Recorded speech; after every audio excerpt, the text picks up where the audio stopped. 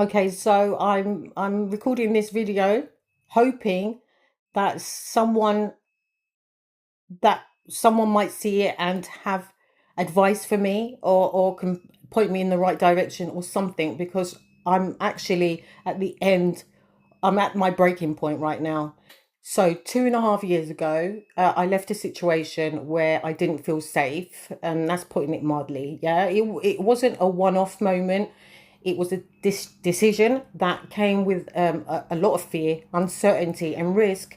Like, I had to step in the unknown, trust myself, and try and figure things out along the way. Okay, because like in my situation, financial abuse was very much there. Um, so I literally left with very little, if nothing, just a suitcase of clothes, like no clear plan, no safety net. It was just me deciding that staying where I was wasn't an option anymore. So I reached out for help, believing that finally things would become safer. But instead, I found myself being moved from place to place repeatedly, 5 different areas, constant upheaval, constant instability.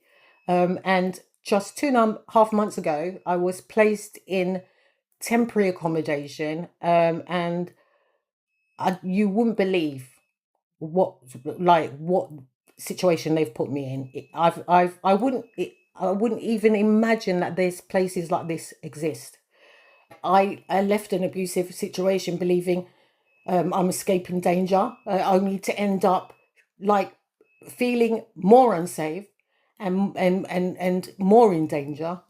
On top of this, I feel forgotten, displaced, psychologically broken by the very system I turn to for help. Like, seriously, the situation I'm in is very dangerous and unsafe. Um, I have tried to contact everyone and anyone, um, but nothing's been done about it. No one cares. So excuse me, my temporary accommodation. Let me just tell you, when I first got here, and the housing officer was here, check in like it's a hotel or something. He opened the door, and he was. I knew it was going to be bad anyway from the street. There was rubbish dumped all over the place. I saw rats and everything. It's horrific, right? But anyway, he walks in, and he's stepping over like dog feces, like on the carpet in the hall. He's just stepping over it like it's nothing. And he's just saying, oh, like, show me around. It was all over the landing, all over the stairs, one big one outside my unit door. Yeah. And he's going on like he's not even mentioned it, like it's nothing. I had to say something. So then, within the first week, we have a break in. Okay. And this is ongoing now because the police have been here like 5 times.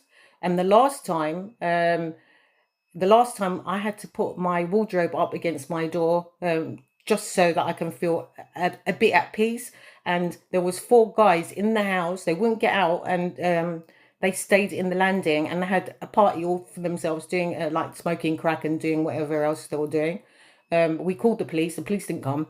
Like, I don't know. I think the police and the government have actually given up on this area. And this is where they've put an abuse victim survivor.